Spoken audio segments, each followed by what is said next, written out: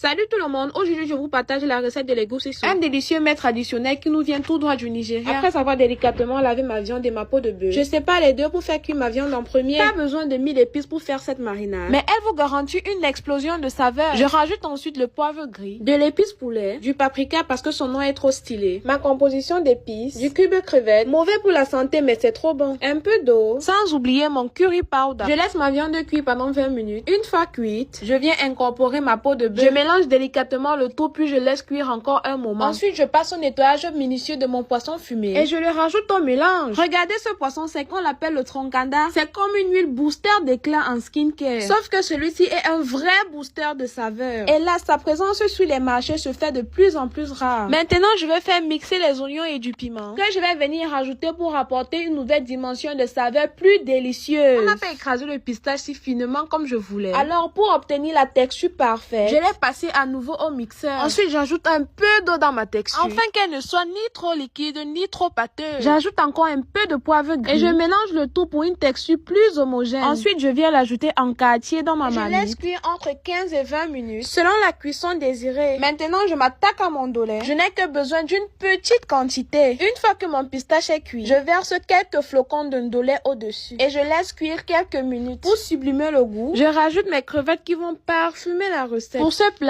l'huile rouge est indispensable et une huile qui ne dort pas est encore plus mieux. Si possible, passez même la nuit avec pour s'assurer qu'elle ne dort pas. Je laisse mon huile chauffer doucement pour libérer toutes les saveurs. Maintenant, place à mon couscous tapioca. Je vais préparer mon tapioca de la façon la plus simple. Faire bouillir de l'eau, verser mon tapioca et laisser s'imprégner de la vapeur pour une cuisson parfaite. Je vais tourner à l'aide d'une cuillère et c'est tout. Maintenant, ma sauce est prête. Regardez-moi tous ces obstacles. Elle est juste parfaite. Belle texture, plein de goût, une vraie gourmandise pour les amateurs de saveurs. Je viens rafraîchir le tout avec un peu de bailey. Bon appétit à moi, bisous, bye.